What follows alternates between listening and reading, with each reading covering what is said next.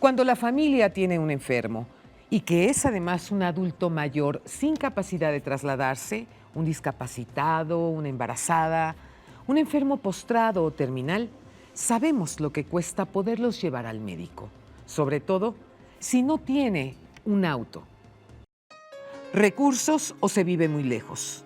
Para estos casos, el gobierno de la Ciudad de México creó el programa Médico en tu Casa, el cual consiste en que los servicios de salud de la Ciudad de México atiendan a los pacientes en su hogar, sin necesidad que ellos se trasladen hasta los hospitales o las clínicas. El programa lleva funcionando poco más de un año. Por ejemplo, ha atendido a 23,000 embarazadas, de las cuales más de 7,000 no tenían control prenatal y cerca de 3,000 tenían un embarazo de alto riesgo. El 92% de ellas dieron a luz y no se registró ninguna muerte. Médico en tu Casa ha funcionado tan bien que Chiapas, Michoacán, Sinaloa, Durango y Chihuahua quieren llevar el programa a sus ciudadanos. También la Cámara de Diputados quiere replicar Médico en tu Casa para que llegue a todo el país. Y de este tema tan importante vamos a hablar de frente esta noche. Quédese conmigo, el programa va a estar muy bueno. Esto es Frente a Frente, periodismo con responsabilidad. Comenzamos.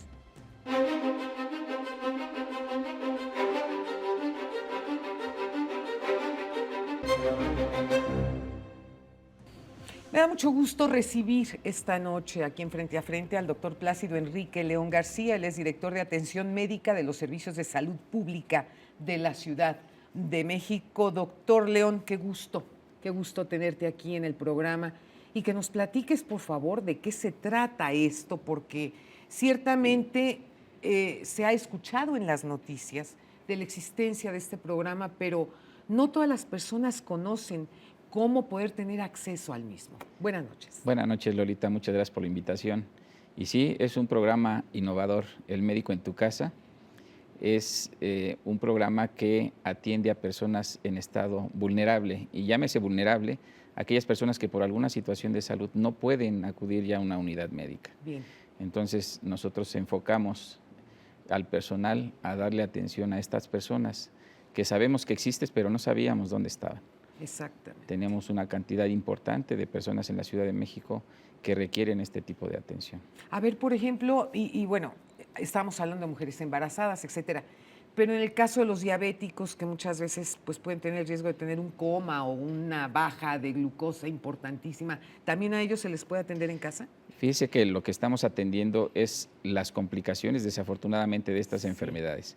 Hay muchas personas que están postradas por problemas ya con insuficiencia renal, Claro. crónica, problema de ya no ven, también problemas de amputaciones, Sí. exactamente, úlceras por el pie diabético. Entonces son muchos los motivos que ya le impiden moverse a las personas a una unidad de salud. ¿Por qué no tenemos esa cultura de la prevención, doctor? Dice que desafortunadamente pues no fuimos formados o no hemos sido formados así con esta cultura. Es importante también que se genere desde que somos pequeños este tipo de educación médica, que nos acostumbremos a ir a una unidad de salud cuando estamos sanos, no cuando estamos enfermos. Exactamente. Desafortunadamente, pues pensamos en el médico solo cuando estamos enfermos. Y lo importante es que debemos de empezar a modificar esa cultura. Tenemos que invitar a la gente a que vaya a las unidades de salud para que se hagan un chequeo médico. Lo ideal es que cada año estén haciéndose un chequeo médico buscando intencionadamente problemas como diabetes, como hipertensión, problema de obesidad, que desafortunadamente Sí. pues tenemos un grave problema en esta Ciudad de México y bueno, en toda la República.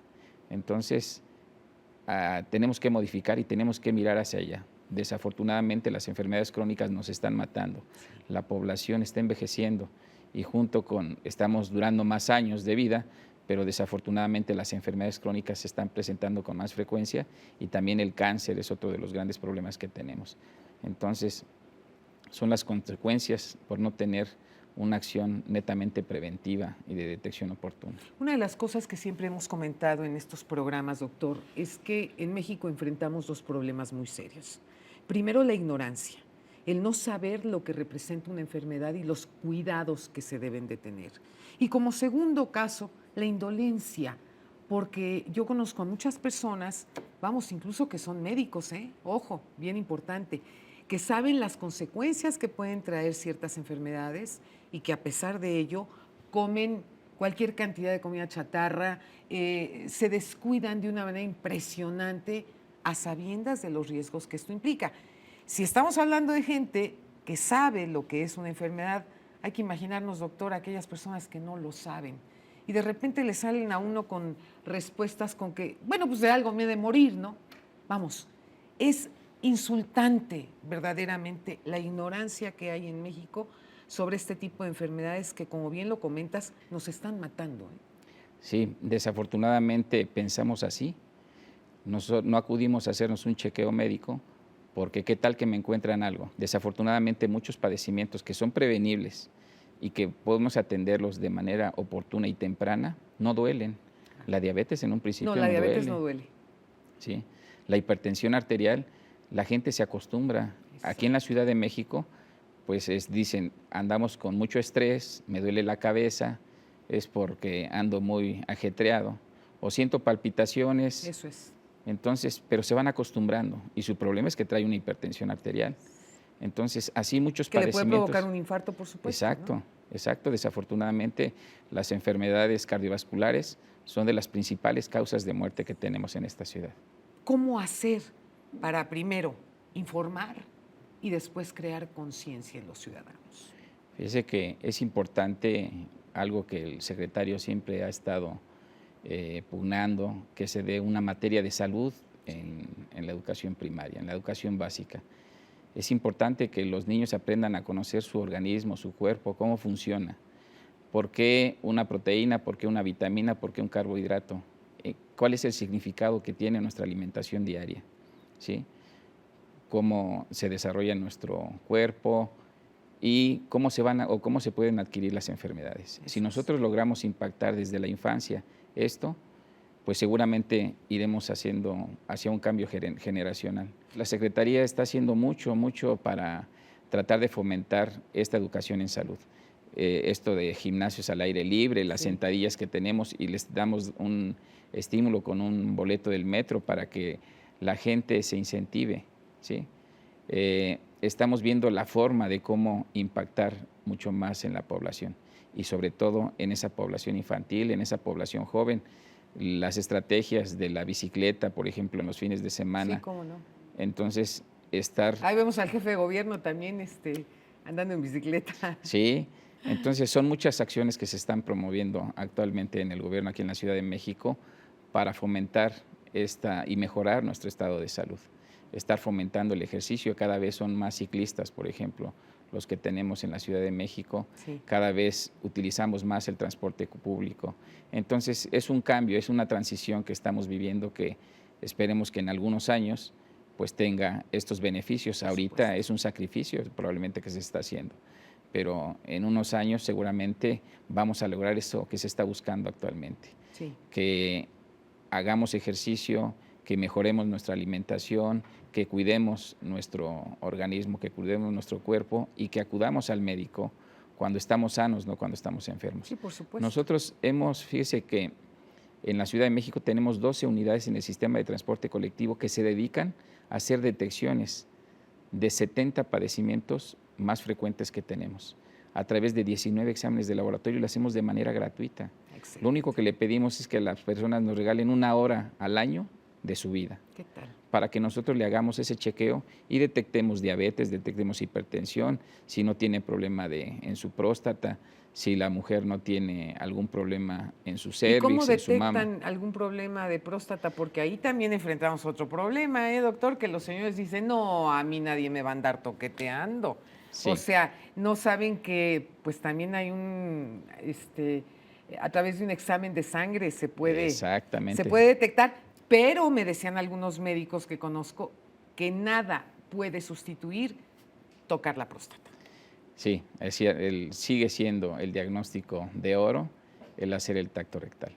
Pero sin embargo aplicamos una cédula de tamizaje, hacemos el antígeno prostático específico y si sale positivo y si tiene factores de riesgo, entonces lo metemos al protocolo de estudios. Eso Y ahí es. ya le hacemos el estudio complementario, el tacto rectal, y si sale positivo, Aunque bueno, le pues manden hacemos la flores al día biopsia. siguiente al doctor, no hay problema. Exactamente. Doctor, ¿a qué teléfono, cómo se puede comunicar el ciudadano común para poder tener esta atención en su casa? Sí, mire, el médico en tu casa tenemos un call center de medicina a distancia, Eso que es de es. la Secretaría, funciona las 24 horas del día, los 365 días del año. Si tienen alguna persona postrada con alguna enfermedad terminal, alguna mujer embarazada que no haya recibido atención médica, también enfermos personas con alguna discapacidad que les impida moverse, salir de su domicilio y llevar con el médico, pueden llamar al 51 32 0909, es nuestro call center de medicina a distancia de la Secretaría, donde le van a atender, le van a orientar y le van a programar su consulta con el médico. El médico acudirá al domicilio. No atendemos, el programa del médico en tu casa no atiende urgencias, ¿sí? Únicamente es para la población que no puede acudir con al servicio médico y hacemos una consulta programada. Bueno, y cuando hay una urgencia, ¿qué se hace? Nosotros pueden llamar al call center y se les puede enviar una ambulancia. Muy bien. Hacen también el interrogatorio para que sea trasladado a un hospital de manera urgente y es recibido de esta forma. Entonces lo tenemos ya muy coordinado, tenemos ya 1 año, 6 meses operando, operando este programa. Hemos visitado más de 2 millones de domicilios. Wow. ¿Sí? Hemos identificado a más de 180,000 personas en estado vulnerable.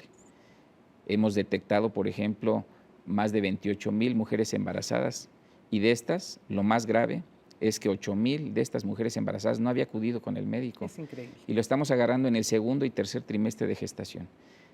Esto es lo que vale la pena del médico en tu casa también al detectar de manera oportuna. De estas 8,000, te comento que más de 3,000 mujeres tenían embarazo de alto riesgo. ¡Qué barbaridad! ¿Por qué? Porque son menores de 19 años y mayores de 40 años. Ahí está nuestra mayor frecuencia. Por supuesto. Entonces, con el hecho de la pura edad es un motivo riesgo. de embarazo de riesgo. Por Exactamente. Supuesto, por supuesto. Entonces, y otro tipo de complicaciones que van teniendo durante la gestación, lo que pues, puede condicionar una muerte materna, o ya sea de la madre o del bebé. Claro. ¿Sí? Eso es lo que queremos evitar. Por eso es que salimos a la búsqueda de las mujeres embarazadas para traerlas a nuestros centros de salud y que nosotros podamos tener su control prenatal y evitar estas muertes maternas. También te comento que estamos atendiendo a personas que están en estado terminal, ¿sí? Va el médico y lo que les ayudamos es al bien morir. Es mejor tenerlas en su domicilio, acogidas por toda su familia, que tenernos en un hospital donde una sola persona está haciendo guardias y pues ya es la etapa final de la vida. Entonces, sobre todo quitarles los dolores a estos pacientes. De eso se trata los cuidados paliativos, de darle un bien morir a la persona, que esté sin dolor, que esté muy relajado y que esté arropado por toda su familia. Eso es importantísimo, doctor. Han estado replicando en distintos estados de la República este programa con enorme éxito, cosa que pues hay que presumir. Yo digo, cuando los gobiernos hacen las cosas mal, pues nosotros somos los primeros en señalarlo, pero cuando hacen las cosas bien también hay que hablar de las cosas buenas, doctor. Sí, es un programa que pues, ha trascendido nacional e internacionalmente. Sí. Ahorita se ha establecido ya convenios de colaboración con otros estados como Michoacán, como Chihuahua, como Sonora. Mi tierra querida. Exactamente, Tlaxcala, Chiapas. Son estados que ya han firmado este convenio de colaboración para que nosotros les demos todo lo que ya tenemos desarrollado con el médico en tu casa y que lo puedan replicar, tropicalizar a su estado y lo puedan llevar y beneficiar a todas estas familias que nosotros estamos beneficiando. Pues desde aquí le mando un abrazo enorme al doctor Armando Agüed, porque en verdad está haciendo una labor impresionante aquí en la Ciudad de México, ¿verdad? Antes el Distrito Federal, ahora Ciudad de México. Y desde algún lugar de Europa, José Luis Belmar nos tiene una mujer en la historia.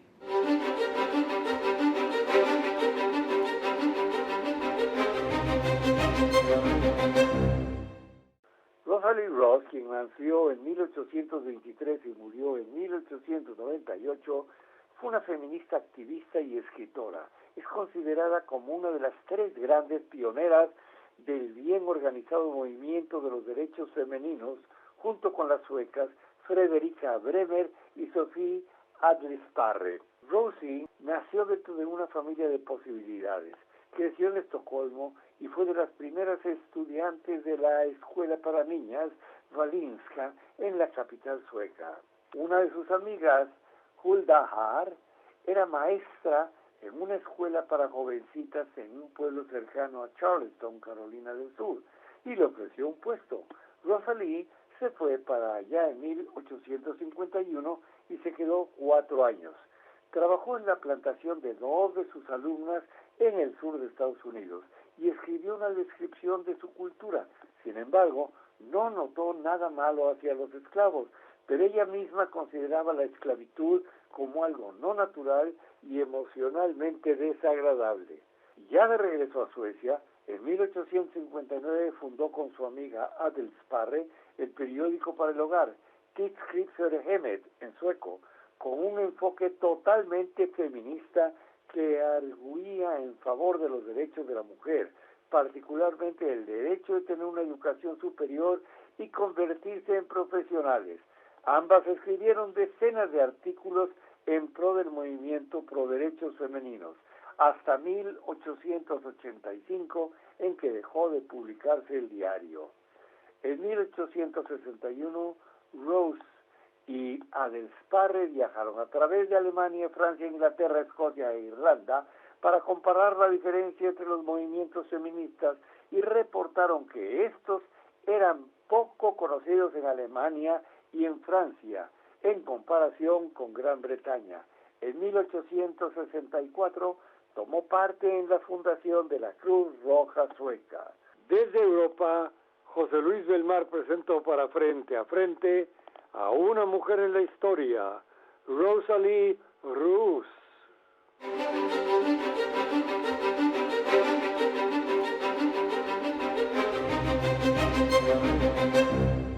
Doctor León, gracias por haber estado conmigo. Te lo agradezco muchísimo. No, muchas gracias a ustedes por la invitación. Muchas gracias. No se pierda nuestro próximo programa. México vive tiempos de cambio, tiempos de dar la cara, tiempos para hablar frente a frente. Muy buenas noches.